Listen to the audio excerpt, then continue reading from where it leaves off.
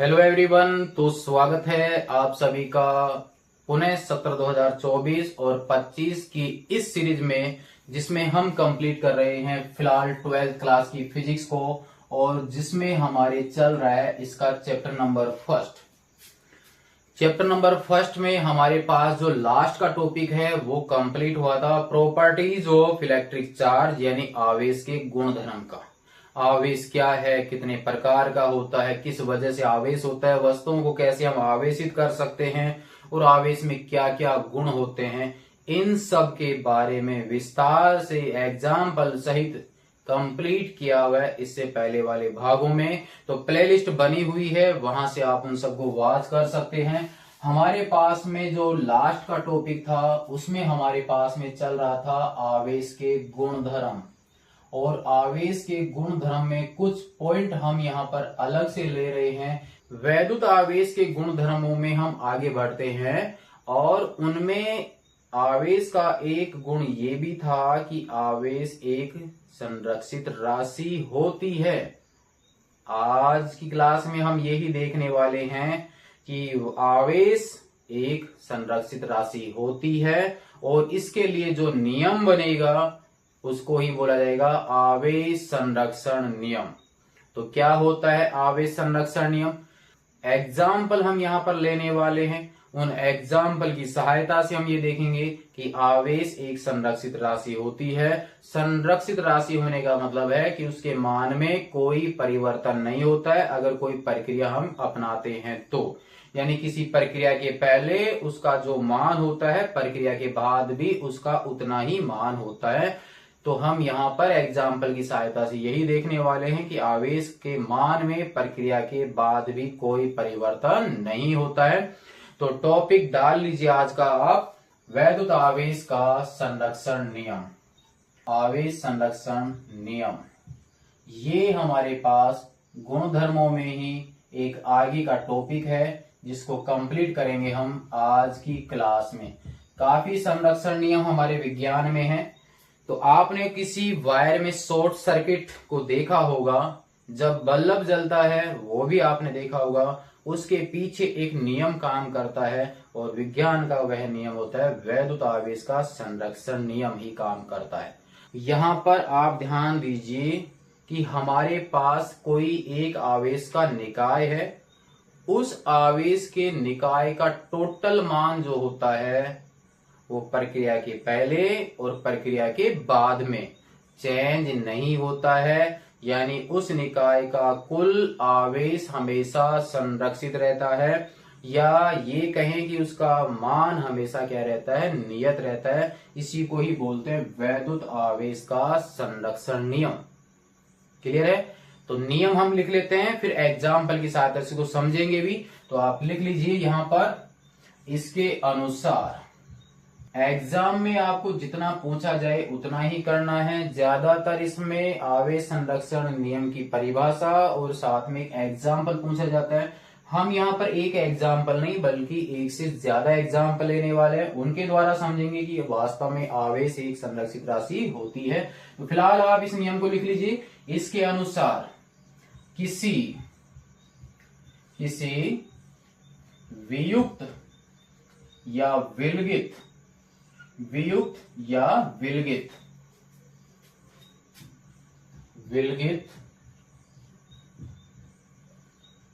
निकाय का कुल आवेश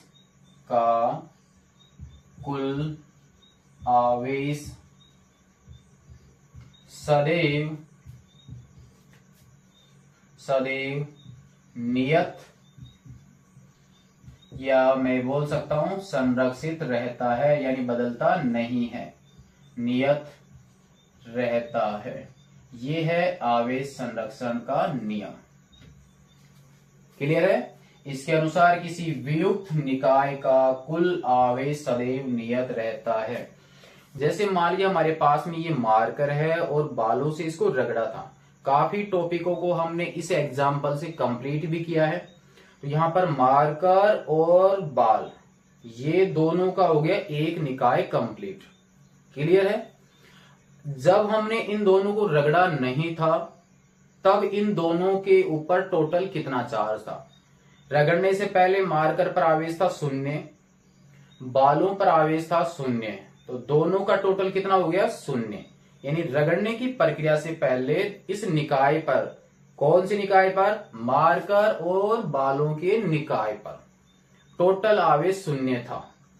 रगड़ने के पश्चात फिर दोनों का टोटल करके देखें तो टोटल कितना आता है, 0 ही आता है।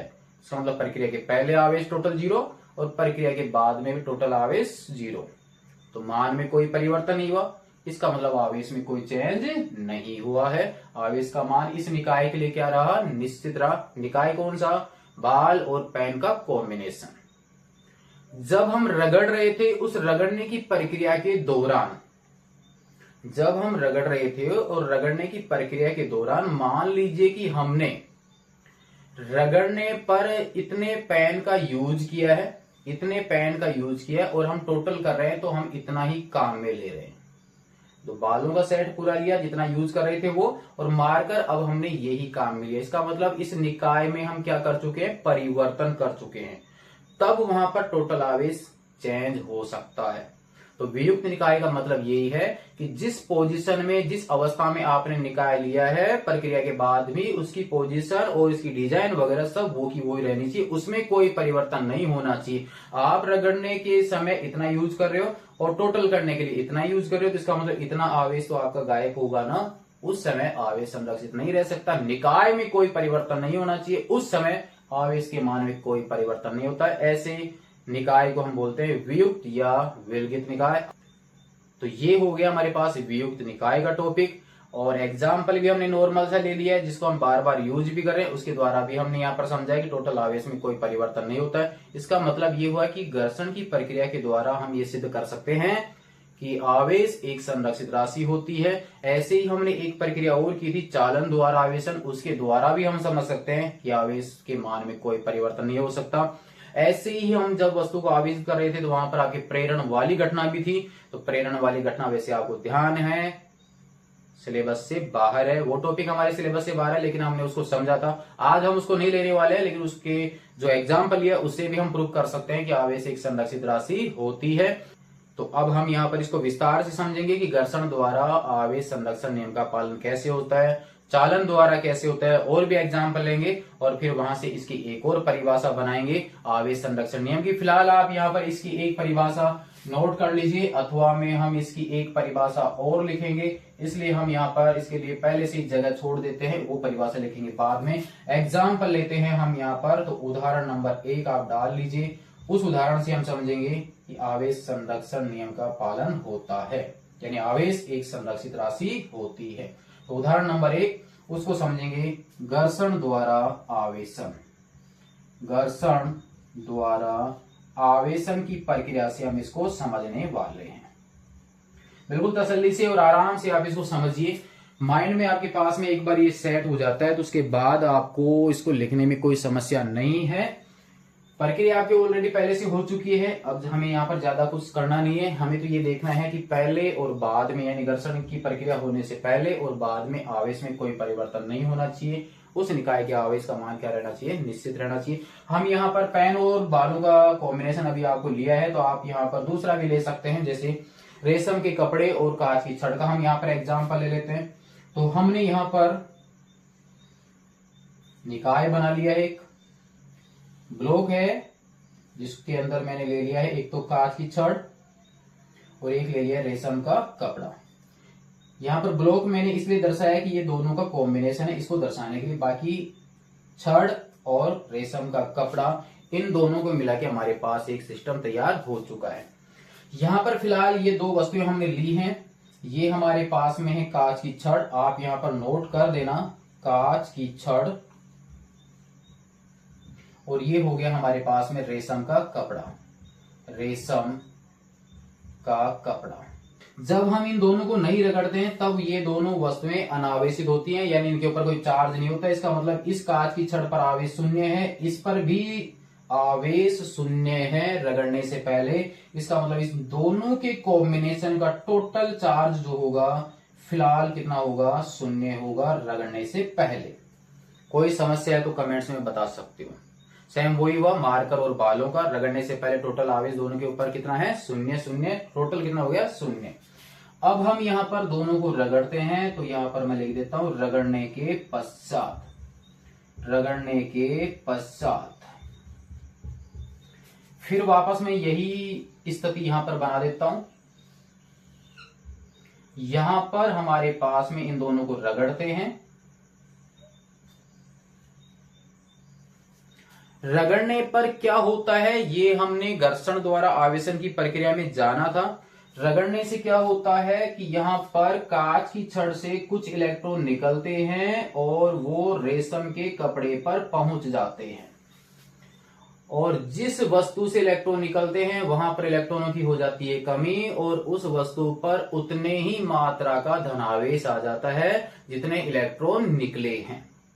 जिस वस्तु पर इलेक्ट्रॉन पहुंचते हैं उस पर इलेक्ट्रॉनों की हो जाती है वृद्धि, तो इसका मतलब उस पर उतने ही इलेक्ट्रॉनों की मात्रा के बराबर का क्या आ जाता है, ऋणावेश। मान लीजिए कि एक इलेक्ट्रॉन निकला तो इस पर एक धनावेश क्रिएट हो जाएगा और एक नेगेटिव साइन इस पर। एक प्लस और एक माइनस बनने का मतलब है इसमें एक इलेक्ट्रॉन के बराबर मात्रा का आवेश जा चुका है और इसमें एक इलेक्ट्रॉन के बराबर मात्रा का आवेश एक्स्ट्रा हो चुका है। एक और इलेक्ट्रॉन निकला तो इसका मतलब एक इलेक्ट्रॉन के आवेश की और कमी, यहां पर एक इलेक्ट्रॉन के आवेश की मात्रा की वृद्धि, एक और निकल गया, एक और वृद्धि। अब हमारे पास में ये है कि ये दोनों वस्तुएं जो हैं अब आवेशित हो चुकी हैं। इस समय दोनों वस्तुएं भी आवेशित नहीं थी, लेकिन घर्षण की प्रक्रिया से ये दोनों वस्तुएं तो अलग अलग आवेशित हो चुकी हैं। लेकिन हमारा टारगेट ये है कि इन दोनों के कॉम्बिनेशन पर टोटल कितना चार्ज है। क्लियर? देखिए, कांच की छड़ पर टोटल आवेश कितना है, 3 इलेक्ट्रॉनों के आवेश की मात्रा के बराबर का धनावेश, जिसको मैं दर्शा देता हूं 3e से। 1e का मतलब है एक इलेक्ट्रॉन के बराबर आवेश की मात्रा, जो होती है कितनी, 1.6 गुणा 10 की पावर माइनस 19 कूलम। यहां पर रेशम के कपड़े पर आवेश की जो मात्रा है वो हो गई 3e के बराबर। यहां पर ऋणावेश और यहां पर धनावेश। यहां पर दोनों के आवेशों को मैंने नॉर्मल तरीके से जोड़ दिया, यानी गणितीय प्रक्रिया के द्वारा, और किसी भी निकाय का टोटल आवेश उसमें उपस्थित अलग अलग आवेशों का बीजगणितीय योग होता है। अब आपके पास ये माइनस यहां पर आ जाएगा, तो हमारे पास टोटल जो चार्ज होगा वो कितना हो जाएगा, 0। 3e प्लस का और 3e किसका, माइनस का। आवेशों की योज्यता के हिसाब से हमने टोटल कर दिया। फाइनल हमारे पास में क्या हो गया, 0। रगड़ने से पहले इस पर आवेश 0 था, इस पर आवेश 0 था, दोनों का टोटल 0 हो चुका। रगड़ने के पश्चात इस पर आवेश 3 इलेक्ट्रॉनों के बराबर का धनावेश है, इस पर आवेश 3 इलेक्ट्रॉनों के बराबर का ऋणावेश है, लेकिन दोनों का टोटल कितना आ गया, 0। और हम बात भी किसकी कर रहे हैं, निकाय की। तो निकाय का तो शुरू में भी मान 0 था और अभी भी मान कितना है, 0 ही है। तो इसका मतलब किसी निकाय पर टोटल आवेश होता है वो कभी परिवर्तित नहीं होता है।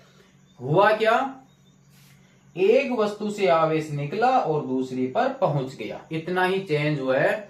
यहां पर कोई नया आवेश पैदा नहीं हुआ है, नया आवेश उत्पन्न नहीं हुआ है, नहीं नष्ट हुआ है। ऐसे नहीं कि इस निकाय के टोटल आवेश में कुछ कमी हुई है। एक वस्तु से दूसरी वस्तु पर सिर्फ आवेश का क्या हुआ है, स्थानांतरण हुआ है। तो यह इस नियम का दूसरा कथन भी बोल सकते हो इसको, कि इसके अनुसार आवेश को न तो नष्ट किया जा सकता है और न ही उत्पन्न किया जा सकता है।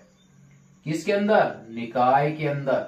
बस एक वस्तु से दूसरी वस्तु पर आवेश का क्या होता है, स्थानांतरण होता है। इसे ही बोलते हैं आवेश संरक्षण नियम। और आवेश का स्थानांतरण होने का मतलब है इलेक्ट्रॉनों का स्थानांतरण होता है, क्योंकि इलेक्ट्रॉन के बराबर का आवेश ट्रांसफर होता है एक वस्तु से दूसरी वस्तु पर। यहां पर हमारे पास इसको हम लिख सकते हैं दूसरा नियम, या इस ऊपर वाले का ही सारांश बोल सकते हैं। इसके अनुसार आवेश को, आप साथ के साथ नोट कर लीजिए, आवेश को न तो उत्पन्न किया जा सकता है, न तो उत्पन्न किया जा सकता है और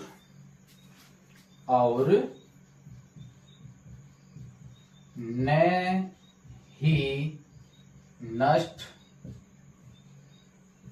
किया जा सकता है।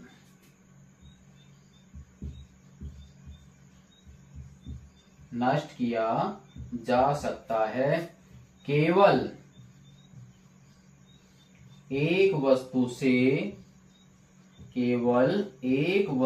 से दूसरी वस्तु पर आवेश का स्थानांतरण होता है। तो यहां पर आप ये समझिए कि बालों से अगर मान लीजिए 4 इलेक्ट्रॉन निकले हैं तो इस पर 4 ही इलेक्ट्रॉन पहुंचेंगे, ऐसा नहीं होगा कि इस पर 500 होने लग जाएं। यानी इसका मतलब इस निकाय में आवेश नया उत्पन्न नहीं होगा, एक वस्तु से दूसरा जो पहुंचा है वही होगा। दूसरा ये भी है कि यहां से जो 4 निकले हैं तो यहां पर 2 भी नहीं पहुंचेंगे। इसका मतलब ये है कि यहां पर 4 तो निकले थे, 2 गायब हो गए, 2 की कमी भी नहीं होगी। 4 हैं तो इसका मतलब 4, यहां से कमी भी 4, वृद्धि भी 4, वृद्धि 5 की 100 नहीं होगी और कमी 2 की नहीं 100 होगी, बराबर का बैलेंस बना रहेगा। इसे ही बोलते हैं आवेश संरक्षण नियम। मेरे हिसाब से आपके समझ में आ चुका होगा। तो ये हो गया हमारे पास में घर्षण द्वारा आवेशन की प्रक्रिया, जिसके द्वारा हमने जाना कि वास्तव में आवेश एक संरक्षित राशि होती है। यहां तक कर लीजिए आप इसको फिलहाल नोट। फिर एक और एग्जाम्पल हम यहां पर समझेंगे, जिसमें समझेंगे कि चालन द्वारा भी ये प्रूफ होता है कि वहां पर आवेश संरक्षण नियम का क्या होता है, पालन होता है।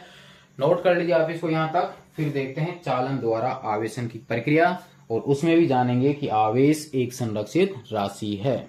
आवेशन की सेकंड जो विधि थी वो थी चालन द्वारा आवेशन, और थर्ड विधि थी प्रेरण द्वारा आवेशन। उसको हम यहाँ पर नहीं लेंगे, वहां पर समझाई हुई है, क्योंकि पॉइंट आपके काफी अच्छा था, पॉइंटों को समझाने में काफी उपयोगी था। तो चालन द्वारा आवेशन की प्रक्रिया से भी हम ये प्रूव करने वाले हैं कि आवेश एक संरक्षित राशि है। यानी चालन की प्रक्रिया के पहले पूरे निकाय का आवेश और चालन की प्रक्रिया के पश्चात निकाय का कुल आवेश आपस में सेम रहता है, यदि उनके निकाय में प्रक्रिया के दौरान कोई चेंज नहीं किया जाता है। तो आप यहाँ पर 2 धातु के गोले हमने ले रखे हैं। ये जो धातु का गोला है ये आवेशित है, यहां पर ये आवेशित है जो कि धन आवेशित है, यहां पर धन आवेशित है ये। तो मैंने यहां पर 1 2 3 4 5 6 7 8 प्लस के साइन बनाए हुए हैं। इसका मतलब हमारे पास ये पी गोला जो है ये तो है आवेशित, और ये है हमारे पास में अनावेशित। तो ये है यहाँ पर चालन की प्रक्रिया स्टार्ट करने से पहले की व्यवस्था, यानी जब इन दोनों को स्पर्श नहीं कराया गया उससे पहले ये इस प्रकार से हैं। तो इस निकाय में ये दोनों गोले हैं, तो पूरे निकाय का टोटल आवेश कितना होगा वो निकालते हैं हम यहाँ पर। तो यहाँ पर इस पूरे निकाय का टोटल आवेश यानी इन दोनों का टोटल, तो इस पर तो कितना आवेश है 8 मैंने प्लस बना रखे, इसका मतलब 8 इलेक्ट्रॉनों के बराबर का धन आवेश इसके ऊपर अवेलेबल है। प्लस में इस पर कोई आवेश नहीं है तो इसका आवेश कितना हो गया 0। बराबर में इस पर आवेश है 8 इलेक्ट्रॉनों के आवेश के बराबर, यानी इन दोनों का टोटल जो आवेश है वो 8 इलेक्ट्रॉनों के आवेश के धनात्मक मान के बराबर है। क्लियर है। अब हम इनको स्पर्श कराते हैं और इनको अलग अलग कर देते हैं, वो हो गई हमारे पास चालन वाली विधि। वीडियो इसका पूरा बना हुआ है कैसे चालन की प्रक्रिया होती है।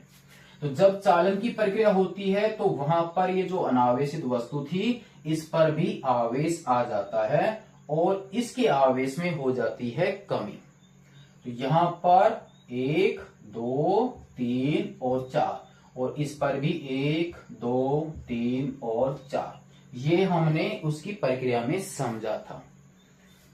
दोनों में प्रक्रिया चलती है और प्रक्रिया के बाद में ये अनावेशित वस्तु भी जो आवेशित थी उसी के समान प्रकृति का आवेश धारण कर लेती है। तो इस निकाय का पूरा आवेश कितना होगा? ध्यान रखना, ये वस्तु आवेशित है, ये अनावेशित है। अब ये भी आवेशित हो गई। यहाँ वस्तुएं जो है उन पे तो आवेश कम ज्यादा हो रहा है, लेकिन पूरे निकाय की अगर हम बात करें तो उसके आवेश में कोई परिवर्तन नहीं है। यहां अब इस प्रक्रिया के बाद में इन दोनों के ऊपर टोटल चार्ज कितना हो जाएगा? Q बराबर, इस पर तो है 4 इलेक्ट्रॉनों के बराबर आवेश की मात्रा धनावेश में, इस पर भी अब हमारे पास में है 4 इलेक्ट्रॉनों के आवेश के बराबर धनावेश। टोटल हो गया 8 E के बराबर। चालन की प्रक्रिया के बाद में टोटल आवेश 8 इलेक्ट्रॉनों के आवेश के बराबर है, वो पॉजिटिव। प्रक्रिया से पहले भी टोटल आवेश है 8 इलेक्ट्रॉनों के आवेश के बराबर धनावेश। इसका मतलब इनको स्पर्श कराने से पहले टोटल आवेश और स्पर्श कराकर अलग करने के पश्चात भी टोटल आवेश आपस में क्या है? बराबर है। यानी निकाय के आवेश के मान में कोई परिवर्तन नहीं होता है। हम कह सकते हैं कि आवेश एक संरक्षित राशि होती है। चालन के द्वारा भी हमने यहाँ पर समझा है। यहाँ पर हम एक एग्जाम्पल और ले लेते हैं जिसमें हमारे पास में है कि एक हमारे पास में है इलेक्ट्रॉन और उसका प्रति कण होता है पॉजिट्रॉन। जो नाभिक की प्रक्रिया में हमारे पास में ये कण अवेलेबल होता है। यहाँ पर इलेक्ट्रॉन पर जितना ऋणावेश होता है उतने ही मात्रा का धनावेश पॉजिट्रॉन पर पाया जाता है। यानी जैसे प्रोटॉन पर जितना धनावेश होता है इलेक्ट्रॉन के बराबर का, पॉजिट्रॉन पर भी आवेश उतना ही होता है। क्लियर है? तो अब हम यहाँ पर एक इलेक्ट्रॉन और एक पॉजिट्रॉन दोनों को मिलाकर एक निकाय बनाते हैं। तो इलेक्ट्रॉन पर आवेश है -1.6 गुणा 10 की पावर -19। पॉजिट्रॉन के ऊपर आवेश है +1.6 गुणा 10 की पावर -19 कूलम। दोनों के निकाय का टोटल आवेश कितना है? 0। क्लियर?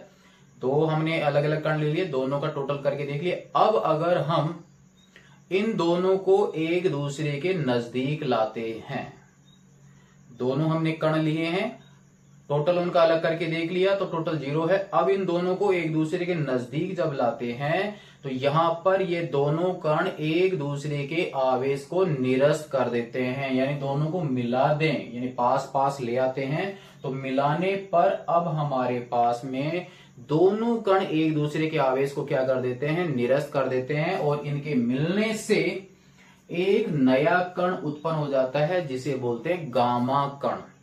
किसी भी नाभिक का जब विघटन होता है तो उसमें से अल्फा कण, बीटा और गामा कण, ये 3 कणों का वहां पर उत्सर्जन होता है। यहाँ गामा कण को ही गामा रे बोलते हैं, जो कि विद्युत चुंबकीय तरंगों के अंदर ही एक भाग है। यहाँ ये जो गामा कण या जो गामा किरणें हैं वो विद्युत की उदासीन होती हैं, यानी गामा किरणों पर कोई आवेश नहीं होता है। ध्यान दीजिए, इन दोनों को जब हमने मिलाया तो मिलाने पर टोटल आवेश 0 है और जो नया कण बना है उसका आवेश भी 0 है। तो मिलाने से पहले टोटल 0 और मिलाने के बाद भी टोटल 0 है। ये सिद्ध करता है कि आवेश एक संरक्षित राशि है, यानी आवेश के मान में कोई परिवर्तन नहीं हुआ। अब हम यहाँ पर वापस इसकी विपरीत प्रक्रिया करते हैं, यानी गामा कण लेते हैं और उसका विभाजन करते हैं, तो हमें वापस इलेक्ट्रॉन और पॉजिट्रॉन का युग्म प्राप्त होता है, जिसे युग्म उत्पादन कहते हैं, यानी जोड़ा उत्पन्न होना। गामा पर आवेश 0 था और अब इन दोनों का टोटल करके देखें तो भी कितना आएगा? 0 होगा। यानी यहाँ पर गामा पर जितना आवेश है तो वहां पर जो नए युग्म बना है, नया जोड़ा बना है, उस पर भी आवेश कितना है? 0। तो यहाँ से प्रूफ होता है कि आवेश एक संरक्षित राशि है, यानी प्रक्रिया से पहले जितना आवेश होता है उतना ही प्रक्रिया के बाद होता है। यहाँ अभी हमने बताया कि नाभिक का जब विघटन होता है तो वहां से अल्फा कण निकलते हैं, उसमें से बीटा कण निकलते हैं, गामा कण निकलते हैं, जिनको अल्फा बीटा गामा क्षय बोला जाता है। तो वहां जब बीटा क्षय का उत्सर्जन होता है तो बीटा कण 2 प्रकार के होते हैं, एक तो होता है बीटा प्लस और एक होता है बीटा माइनस। बीटा माइनस का मतलब होता है इलेक्ट्रॉन और बीटा प्लस का मतलब होता है पॉजिट्रॉन। तो वहां पर वो प्रक्रिया होती है कि जब प्रोटॉन न्यूट्रॉन में कन्वर्ट होता है, यानी प्रोटॉन का न्यूट्रॉन में जब रूपांतरण होता है तो उस समय यहाँ पर बीटा प्लस यानी पॉजिट्रॉन उत्सर्जित होता है और साथ में एक कण और उत्सर्जित होता है जिसको न्यूट्रिनो बोला जाता है और प्लस में ऊर्जा उत्सर्जित होती है।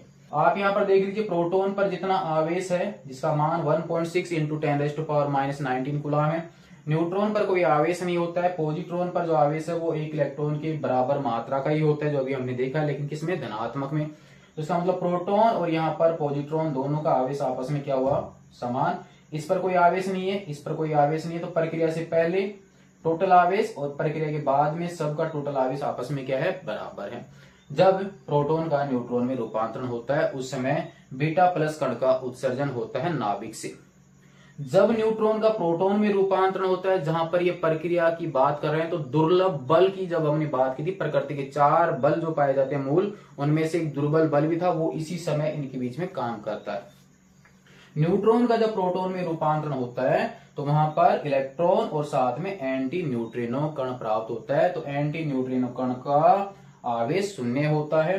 प्रोटॉन पर आवेश धनात्मक और इलेक्ट्रॉन पर आवेश कितना होता है, ऋणात्मक। दोनों पर आवेश की मात्रा बराबर, तो इसका और इसका टोटल करेंगे तो टोटल कितना हो जाएगा, 0। इसका मतलब राइट हैंड साइड के जितने भी कण हैं उन सब के टोटल आवेश की मात्रा कितनी हो गई, 0। और बाएं तरफ जिसका रूपांतरण हुआ था उस पर आवेश की मात्रा कितनी है, 0। रूपांतरण होने से पहले आपके पास कण पर जितना आवेश था, रूपांतरण के पश्चात जो जो कण मिले हैं उन सब के आवेश का टोटल भी कितना है, 0 है। इसका मतलब प्रक्रिया से पहले और प्रक्रिया के बाद आवेश के मान में कोई परिवर्तन नहीं। वापस यहाँ पे प्रूफ होता है कि आवेश किसी निकाय का हमेशा क्या रहता है, संरक्षित रहता है। जिसको मैं सारांश में ऐसे लिख सकता हूं कि सिग्मा क्यू का जो मान है वो हमेशा नियतांक के बराबर होता है। जिसके अनुसार हम क्या परिभाषा दे सकते हैं वापस इसके अनुसार ये है कि किसी वियुक्त निकाय या विलगित निकाय का कुल आवेश हमेशा संरक्षित रहता है, सदैव नियत रहता है। इसे ही कहते हैं आवेश संरक्षण नियम। या हम इस नियम को ऐसे ही बोल सकते हैं कि आवेश को हम न तो उत्पन्न कर सकते हैं न ही नष्ट कर सकते हैं, बस आवेश एक वस्तु से दूसरी वस्तु पर क्या होता है, स्थानांतरित होता है। ये था प्यारे बच्चों हमारे पास में आवेश के गुणधर्म में उसका एक गुणधर्म की वैद्युत आवेश एक संरक्षित राशि है, उसको हमने यहाँ पर एग्जाम्पल की सहायता से लिया है। एग्जाम्पल तो अभी भी काफी है लेकिन ये काफी लंबा वीडियो आपका हो जाएगा। कमेंट्स में आप यहाँ पर बता सकते हैं कि आपके टॉपिक क्लियर हुआ या नहीं हुआ। आप यहाँ पर कर लीजिए इसको नोट, और यदि आपके क्लियर हुआ है तो अन्य दोस्तों को आप जरूर से सेंड कीजिए। नेक्स्ट में देखेंगे हम इस गुणधर्म का ही एक लास्ट टॉपिक जिसमें हमारे पास में था आवेश का क्वांटमीकरण यानी क्वांटाइजेशन ऑफ चार्ज। नेक्स्ट में देखेंगे इस भाग को। तब तक के लिए धन्यवाद।